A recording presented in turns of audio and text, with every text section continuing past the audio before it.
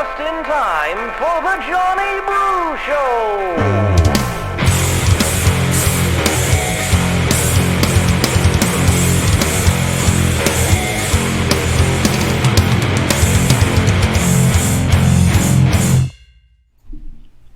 What's going on, everybody? My name is John Brookhagen, host of the Johnny Brew Show, and welcome to this episode where we're really going to outline the latest assault on our rights by the current administration, and that's what they like to call common sense gun control. Now, first of all, I want to reiterate that there's only one of our outlined rights that have the word shall not be infringed. And there's a reason our forefathers, it took them 4 years to get the wording on the Bill of Rights just perfect. So this is not something they just whipped up and now we're left to interpret it. They were so specific in everything that they wrote. And while all of these rights were granted by our Creator, or as Joe Biden likes to say, that thing, only one of those guaranteed rights has the words shall not be infringed, which makes it very, very clear. And we're going to hear some of the things that they just simply lie to you about as they try to force gun control on us. And they're getting so hyperbolic and so exaggerated and so inflammatory that if there was ever a time for you to believe in the Second Amendment, it's right now. First of all, we all know crime is skyrocketing all across our country. Whether it's palpable in New York City or San Francisco or even like in Los Angeles by the beach. You can't even go to the beach anymore because there's homeless encampments and people are getting murdered in their tents and everything's. This morning I saw a video of Venice Beach, I think it was, all taped off with crime scene tape because they're finding stabbing victims in their tents in these makeshift communities that are taking over probably one of the nicest pieces of land in our country.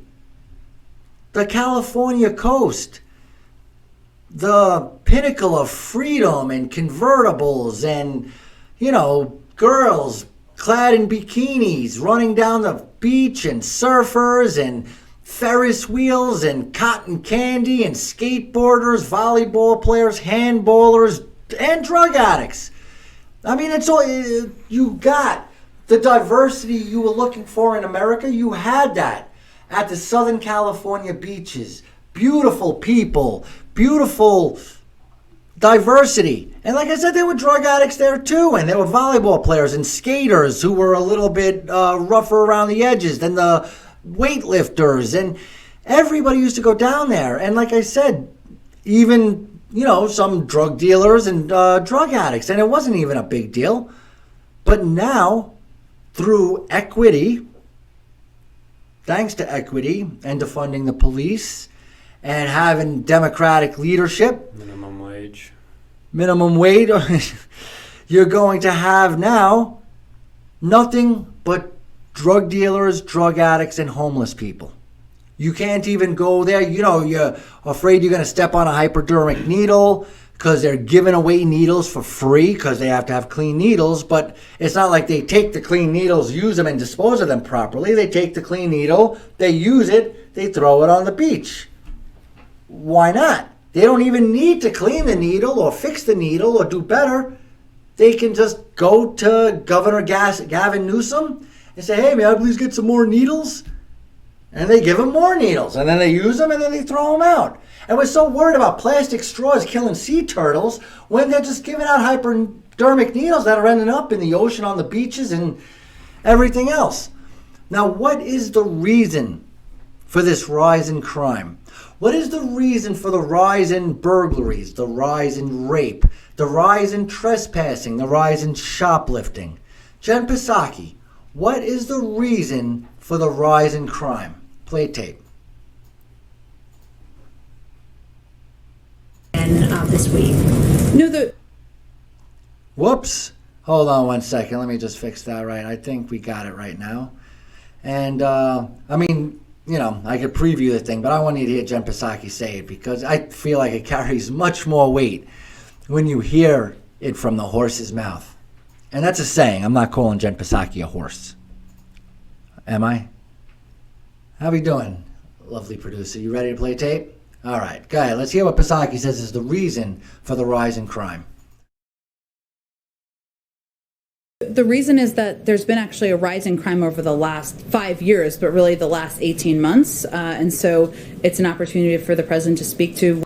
Oh, guys, all of you who have noticed murders, rapes, robberies, violent offenses jump almost double year over year, Jen Psaki wants to remind you that this has been a rise in crime for the past 5 years. Now, I do math, so I'm good. It's 2021. 5 years ago was 2016. Oh, and 2016 is when Trump got elected into office. So there's a rise in crime because of Trump. Is that what I'm getting at? Let's see if she expands. Is it Trump? That's the reason? Play tape.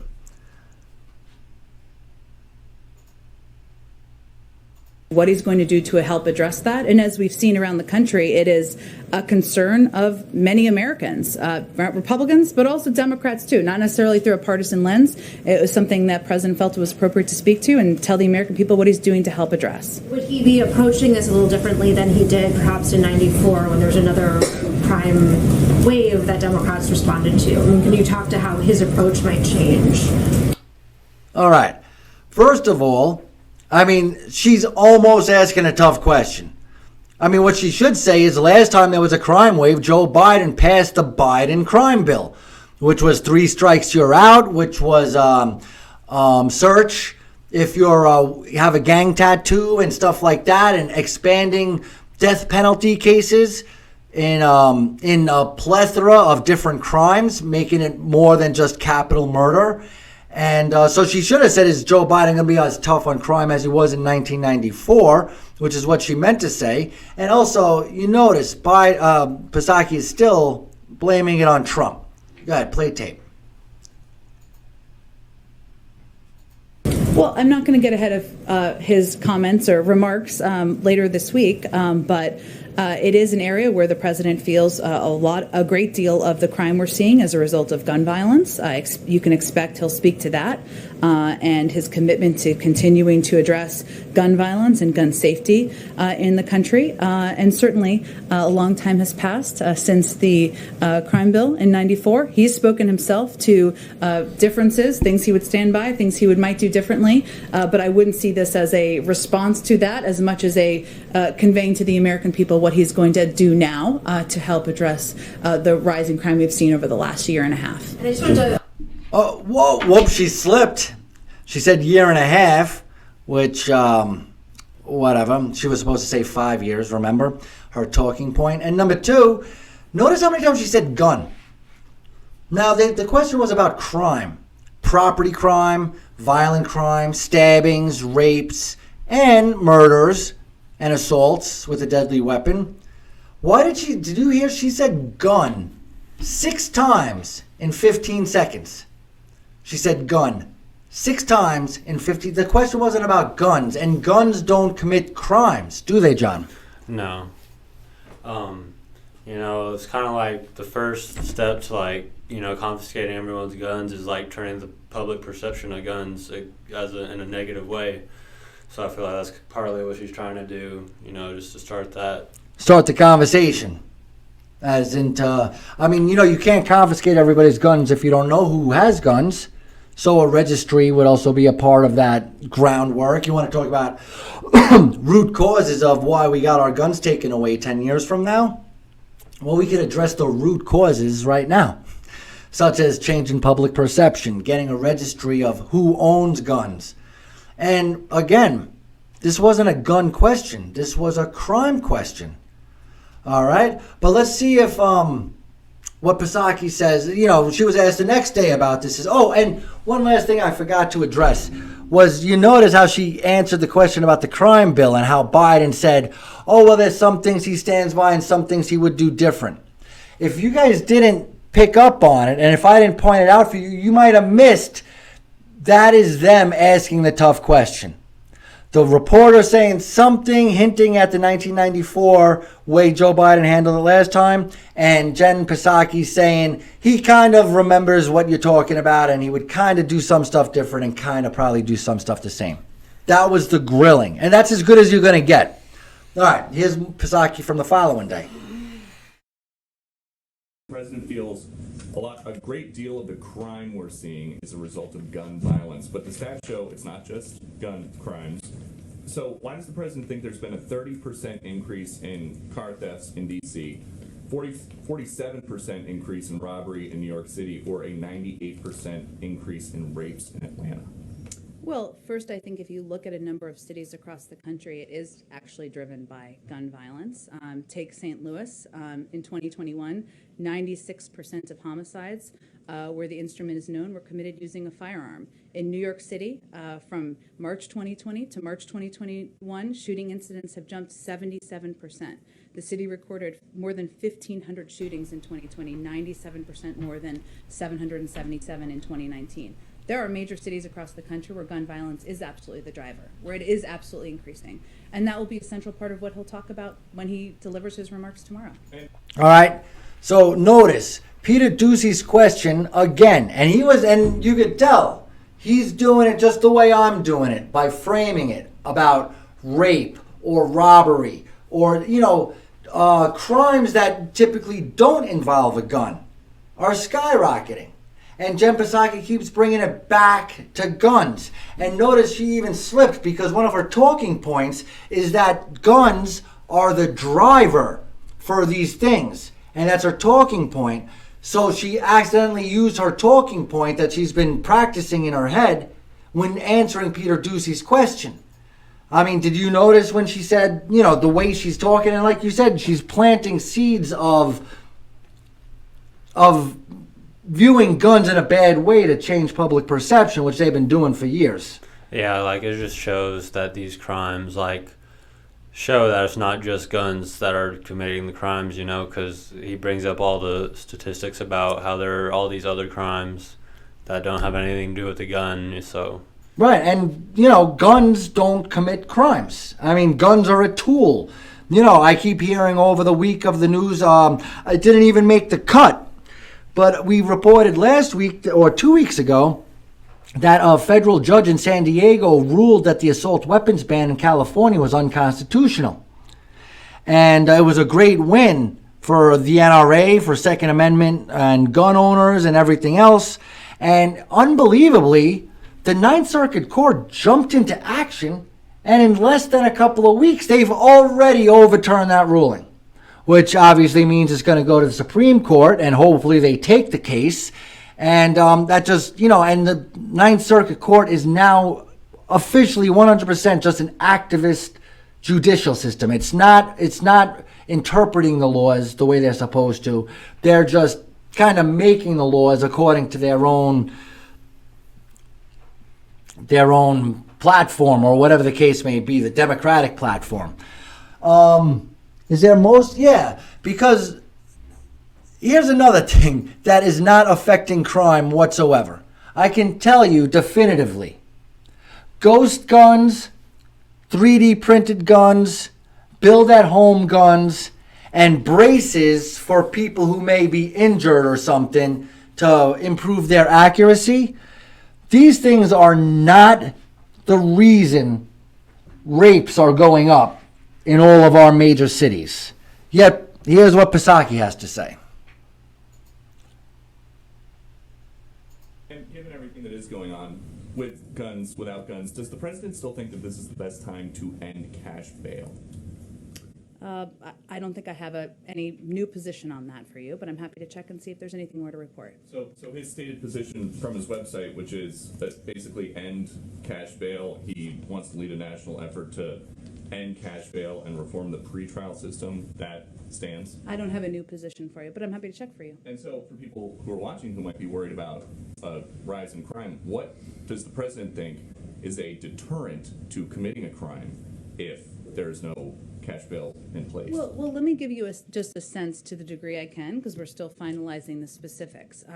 There's been, an increase in violent crime over the last 18 months. It's not just over the last few months. And actually, if you look statistically back, it's more over the last 5 years or so. So there's an initial set of acts. That's it. You notice, what time do you have on there? 3. Oh, gotcha. I'm sorry, guys. I got turned around. But, here Peter Doocy is saying, first of all, he's continuing the point I was trying to make earlier. And then he goes on to talk about bail, because everybody is being activists for cashless bail. And we've seen the ramifications of such policy when you have somebody go to jail for murder and they literally get let out the same day or the next day. And they do it again. I mean, because people who murder are murderers, I was teaching yesterday, you know what I mean? If you put me in jail today, I'm going to get out tomorrow and I'm going to start teaching again, because that's what I do. Criminals are going to criminal.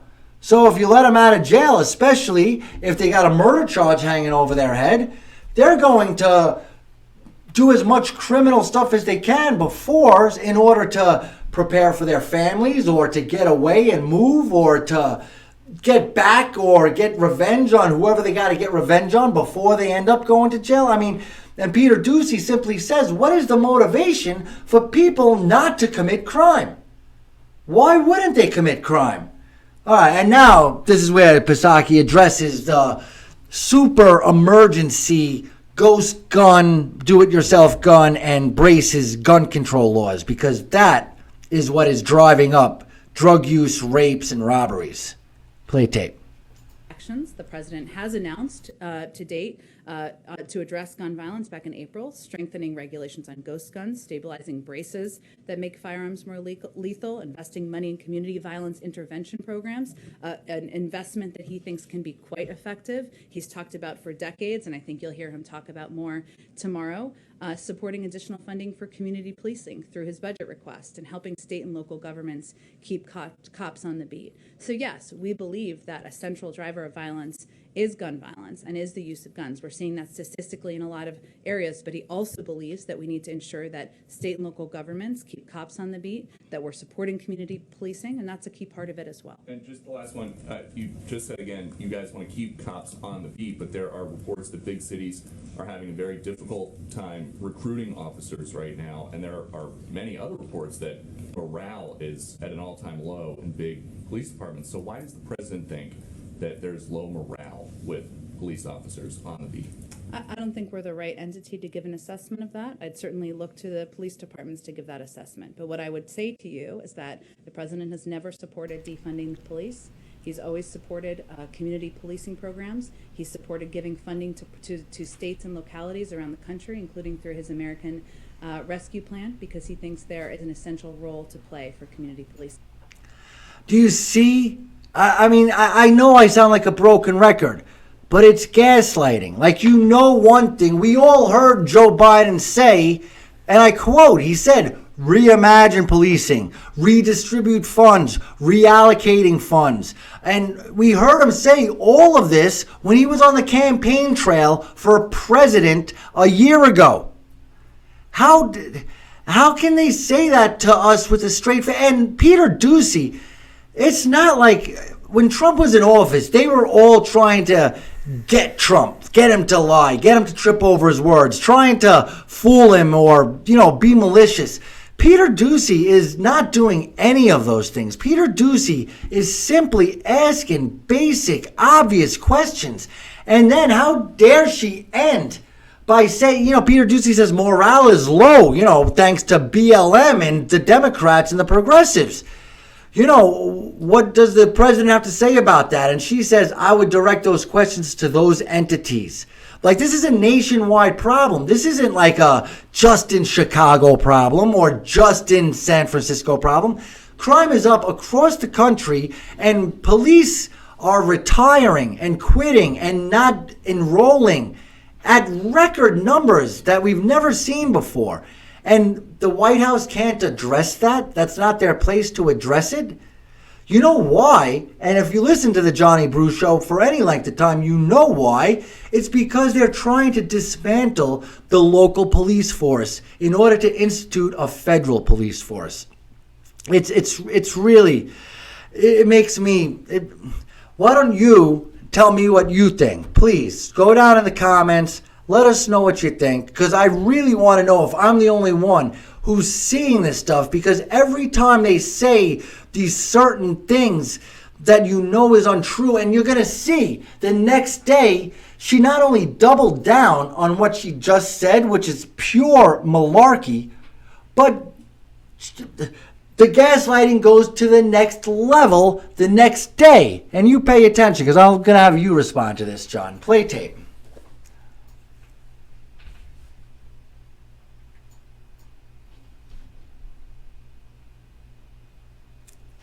Play tape now. We're having some technical difficulties.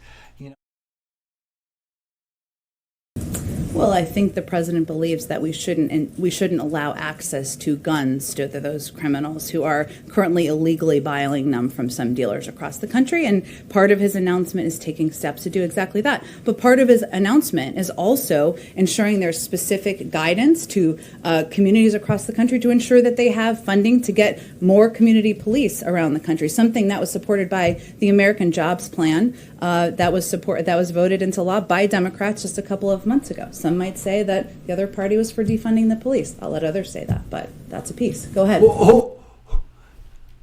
John, did she just say that the Republicans are the party that wants to defund police? I think that is what she said, but I'm pretty sure Joe Biden and Kamala ran on defunding the police when they were running for president and vice president, so I'm not really sure if that's accurate or not, but...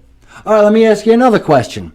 So there's, all these murders. Murders have been rampant in Chicago since you were born. Yeah. And that's always been the story. And now they've actually almost doubled. I think there's something like 400 people have been killed in Chicago, which is like 2 people a day if you cover the whole year. So it's like 4 or 4. Either way, the numbers are almost double. Now, what they're saying is that the neighboring states, because Chicago, you're not allowed to own a gun. They have very, very, very, very strict gun control laws in Chicago.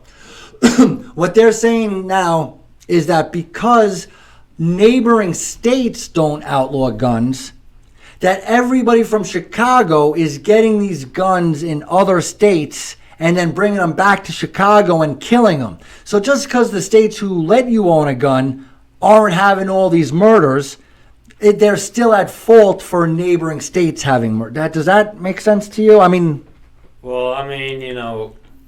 The solution to that is just let people legally have guns in Chicago, I think would maybe possibly help. How would that help? Because, if you know that people around you could be armed, it'll deter you from committing crimes because someone else might stop you. And, that would dissuade me from committing a crime. Yeah, me too. and then my question is also, handguns, they're not coming after them yet. They're coming after assault rifles or long arms or whatever the case may be. Meanwhile, in Chicago, I think it's 98% of the shootings occur with a handgun. Yeah. So they're saying that if they outlaw AR-15s in Indiana, that the murder rate will go down in Chicago. Yeah, it's just partly because, they use mass shootings to, push gun control because they're all over the news and, they play to your emotions when really so many more people are dying because of handguns. But, Let me ask you a question. You have killing by knife, killing by fist and foot, and killing by rifles. Which one do you think commits the most murders?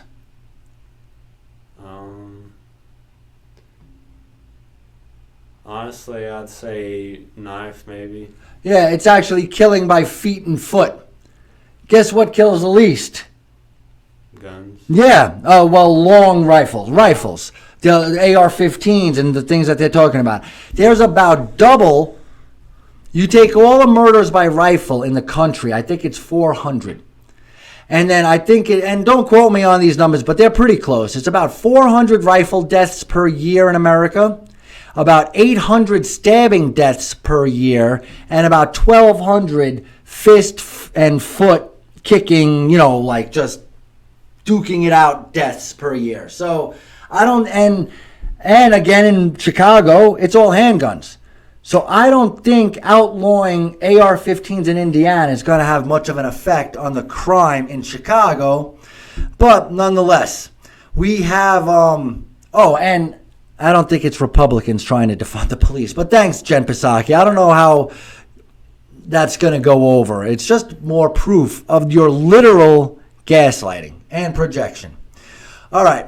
Here's another one. We haven't heard from one of my favorite senators in a while, like this week yet. So let's hear from the wonderful senator. Senator, where did he go? Did he go to Costa Rica or something when the whole energy crisis was going on?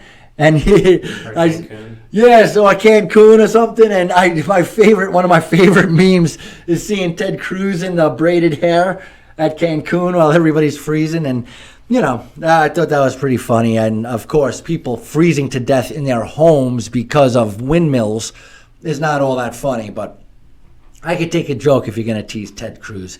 But here's Ted Cruz. We have a nominee for the alcohol, tobacco, and firearms. And this is it's separate from the FBI and the CIA, and they only concentrate on interstate commerce of guns and drugs. And tobacco, Yeah. Alcohol, tobacco, and firearms. They're highly regulated things that are in this country. And obviously, guns of the three are the biggest press grabber. So we have somebody who's going to be nominated as the chief of the ATF who is vehemently against guns. He wants to take all guns off the street and start a registry. And this is the person that the most ethical administration ever in the country's history has put in charge of the ATF. And remember, ethics are doing the right thing. All right? Our rights are given by God. So if you take away a right given by God, that's probably not ethical. Yet the most ethical administration in the history of the United States, according to them, is nominating an ATF official who wants to take your guns. And Ted Cruz shows us the silver lining. Play tape. Mr. Chipman is a nominee who is far out of the mainstream. If his position is what he told this committee, that he thinks we should go much further than Senator Feinstein's legislation, which commanded only 40 votes in a Democratic majority Senate, that does not reflect where the American people are. And this nomination is a chance for Senate Democrats to decide. I assume, the membership of this committee, that every Democrat in this committee is going to vote for Mr. Chipman. This tends to be a committee on both sides of the aisle that attracts some of the members who are more comfortable with taking clear positions. But there are at least some Democrats in the conference who, when they go home to their home states, they tell their constituents they support the Second Amendment. Some ways, I'm grateful to President Biden for making this nomination because it's a clarifying moment. Every one of those Democrats who goes home and tells their constituents, no, I believe in the Second Amendment. No, I don't believe in confiscation. No, I won't ban guns. No, we shouldn't do that.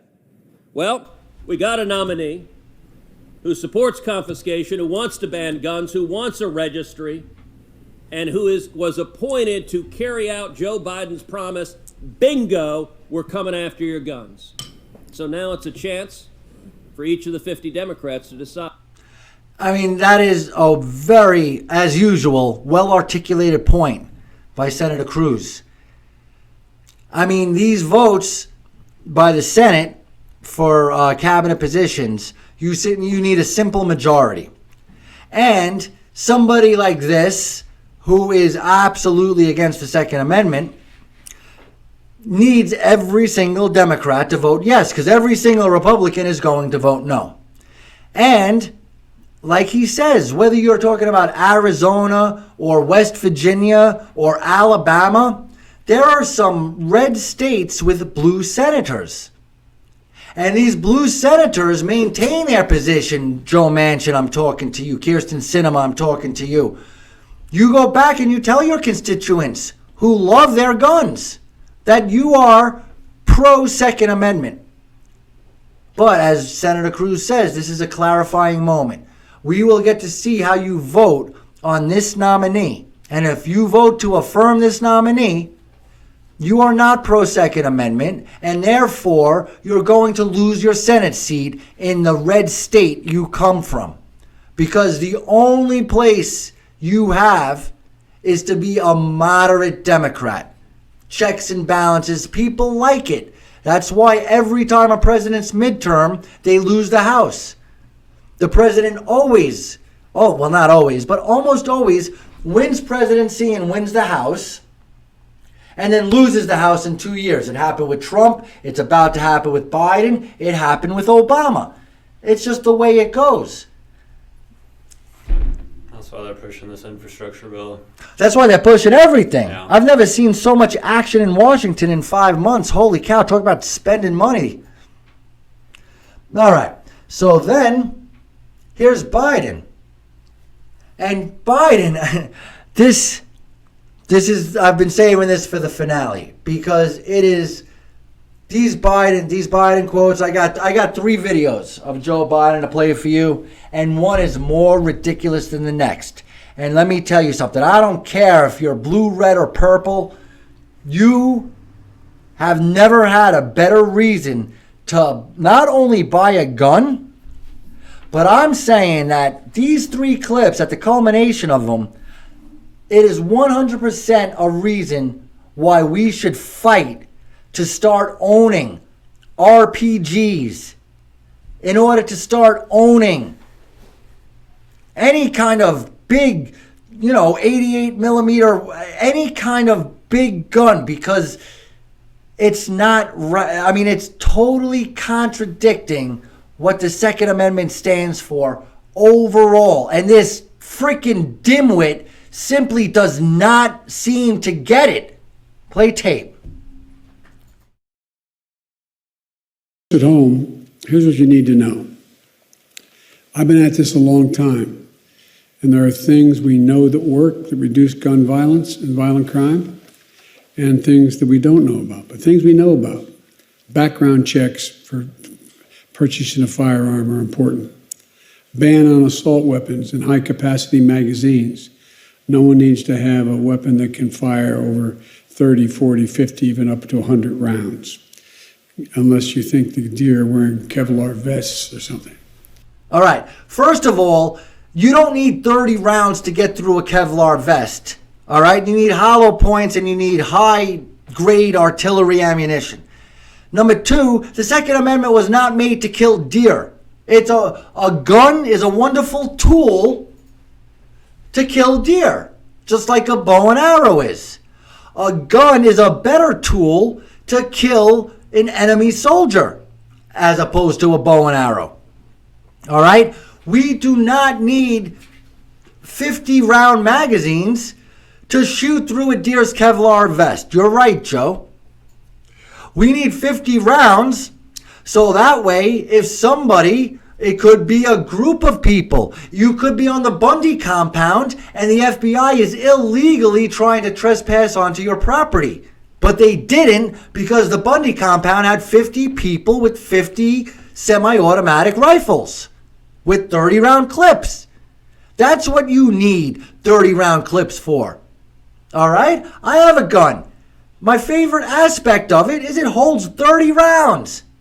All right? It's a pistol, handgun, but I think that's super cool. I got 2 clips, 66 rounds I got. CP33, I love it.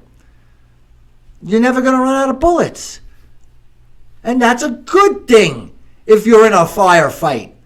I've never illegally discharged my weapon. I've never used my weapon while committing a crime. I've never shot my weapon at anything alive or dead. I mean, this isn't the gun is a tool. It does what I tell it to do. When I pull the trigger, it pulls. When I load it, it has bullets. I mean, the gun isn't going to kill somebody on its own. And my favorite part about it is it holds 33 bullets. That's flipping so cool. What's not cool about that? Why do I have to have 3 magazines with 10 bullets each? Joe?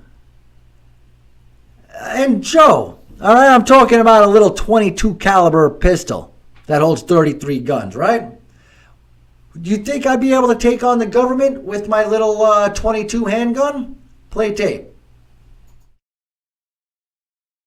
It was passed, limited the type of people who could own a gun and what type of weapon you could own.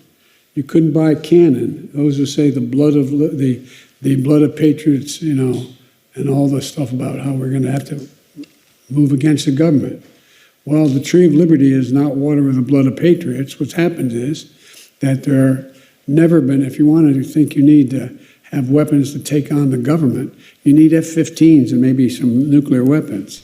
The point is that there's always been the ability to rationally limit the type of weapon that can be owned and who can own it.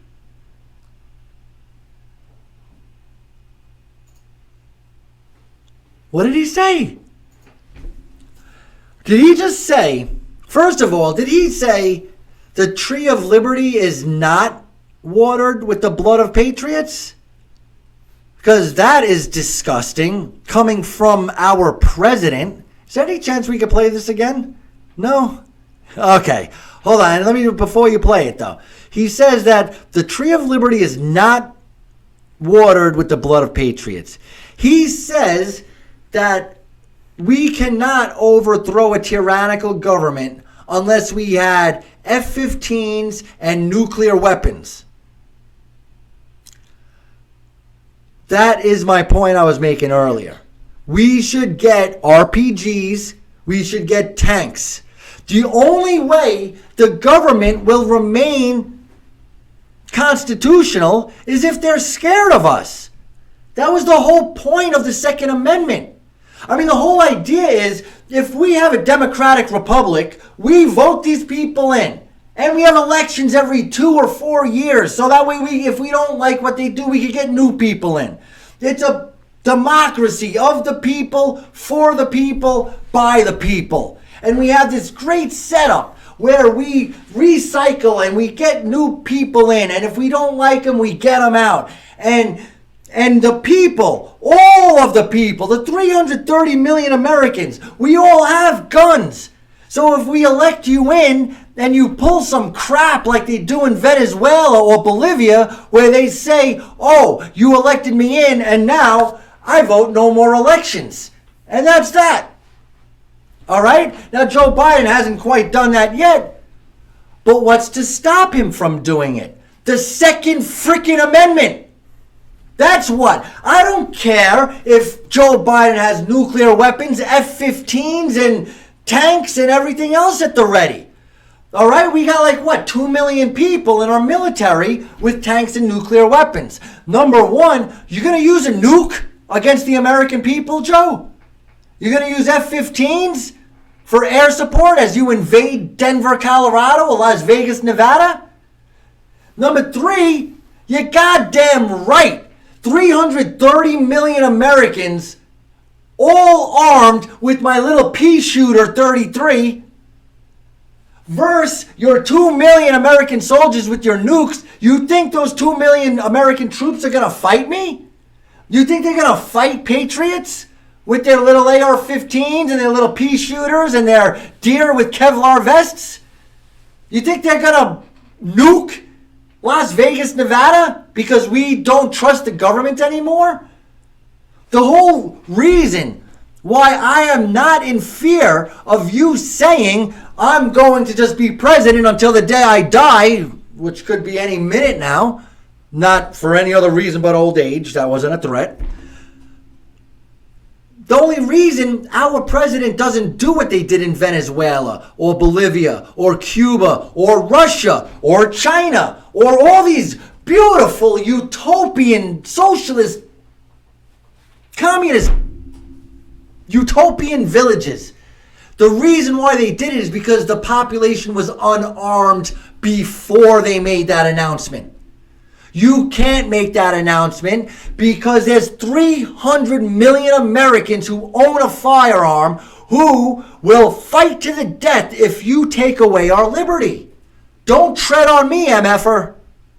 How dare you even talk about F-15s and nukes when you're talking about the Second Amendment and people defending their liberty?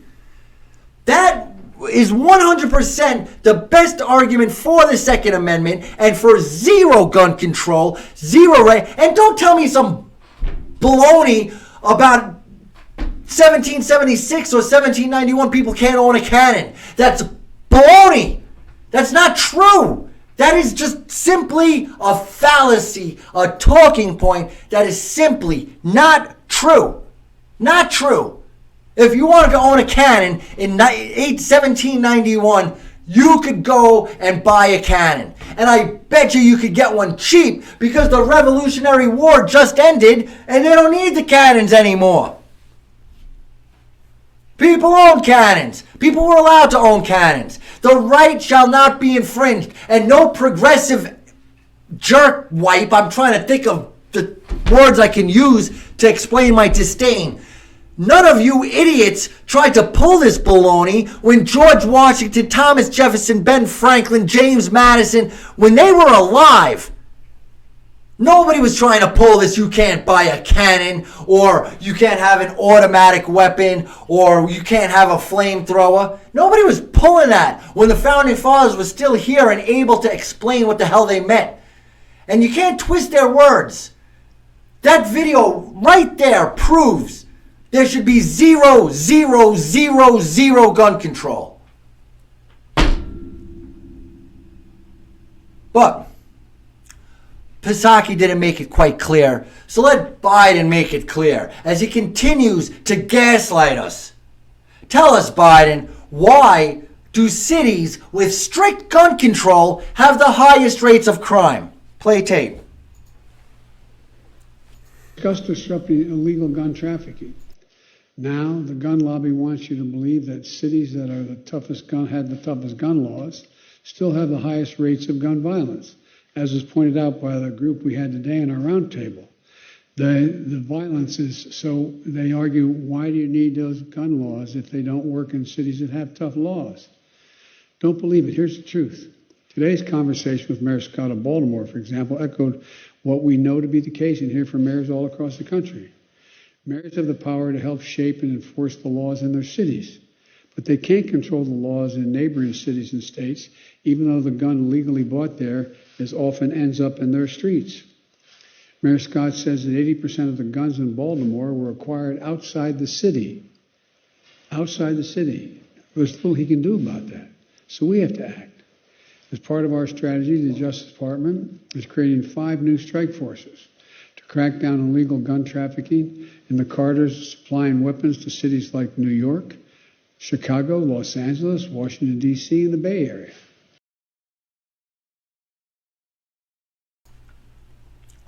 Guys, Biden is doubling the size of the IRS. Anybody here want to hear from the IRS? Because twice as many people at least will be hearing from the IRS.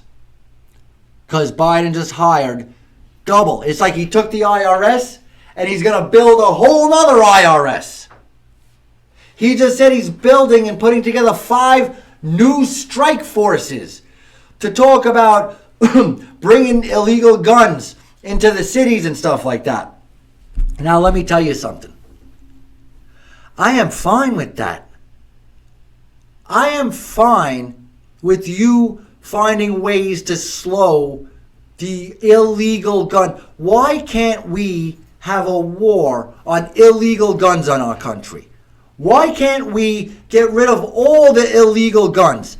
I don't care if it's a long gun, a cannon, a nuke, a pistol, a 33 clip magazine. I don't care. If it's legal, great. If it's illegal, like almost all of the guns in Chicago, all of the guns in New York City, all of the guns in LA and San Francisco, all of the guns in St. Louis. Almost all of these guns are illegal. So don't touch anybody's legal rights. Don't touch, do not infringe on any legal gun owner's rights, because legal gun owners are some of the most best citizens that we have in this country. They are the people that are holding doors open for women. I know that might be chauvinistic. They are the ones who are keeping their head on a swivel to make sure there's nothing shady going on. They are the ones that if a mass shooting was to occur, they would be the first one to step in. I mean, for you gun control advocates, I just heard a story today that I heard for the first time ever. In Aurora, when they had that movie theater shooting, there was a gentleman who went to the movie theater with his girlfriend or his wife, and he always open carried. And, I just heard it from Bolbert, was on Charlie Kirk. And they were telling this story how the guy always open carried. But they were going to see Batman at the Aurora movie theater. And the girl, who I guess is anti-gun, said, "Oh, please, please, please, don't bring your gun to the movie theater tonight. You always bring your gun everywhere. We don't need it." Yeah. Something like 20 people died that day. And if that guy had a gun, the one thing I can guarantee you is it would have been less than 20. Maybe it would have saved one life. Maybe it would have saved 17 lives. Maybe it would have saved 10 lives. All right? If I was a criminal and I wanted to shoot something up, I would look for the gun-free zone first. Duh. Right? I mean, if you were going to steal from a safe, I would go to the no-lock safe first. Right? I mean, who wants to have to deal with stuff like people shooting at you? Not me. Anyway, I got a little excited. I'm sorry. And I've stolen the show from my beautiful son. He's still here. Still beautiful. Listening to me go crazy, right? Better than me yelling at you, though, right? Yeah. Well, you know what I'm going to do? I'm going to make this up to you. I want to give you the floor. This is going to be your podcast. You are Johnny Brew, kind of. Guys, I'm going to get going. I'm going to leave the floor here to my able 17-year-old son. And he's going to be here for a couple of weeks.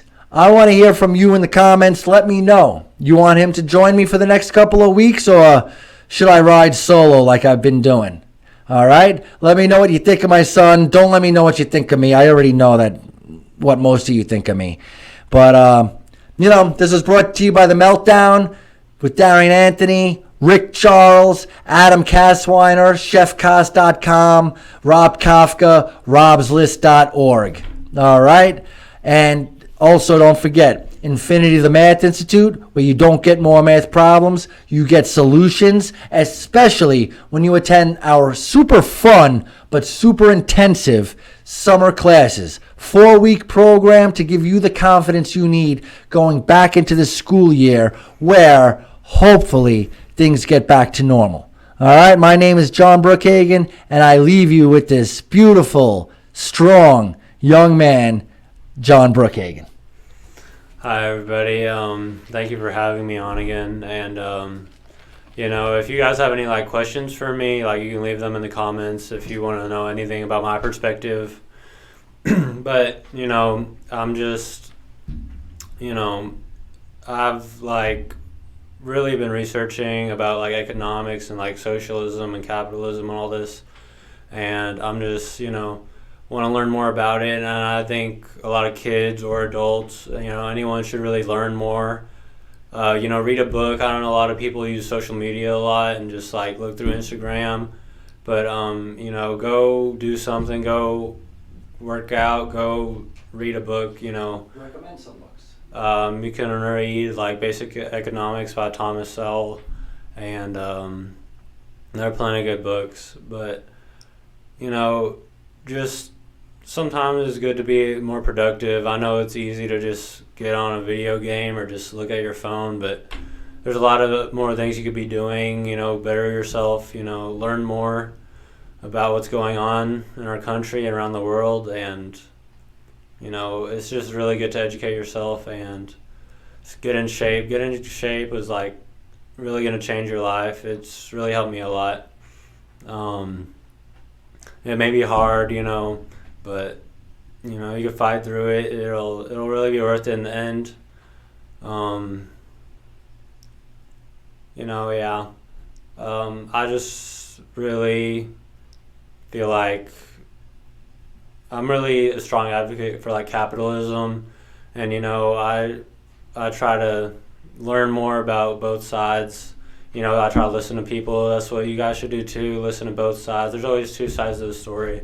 You know, even if you already may think you like really disagree with someone on a certain policy or position, just hear them out. You know, it goes for everyone, because a lot of people are really closed-minded nowadays. So it's good to hear other people's opinions and actually listen to them. I mean, I know a lot of people on both sides of the aisle that don't even pay attention to what the other people are saying, but conversations between sides can be really good, and you know, they can help people understand each other a lot better, and hopefully we can be a lot more civil in the future and less just divisive, and we can all come together.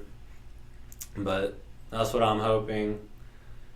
It's gonna be hard, but we'll see what happens. And you know, thanks for listening, and leave us your questions for me or anything.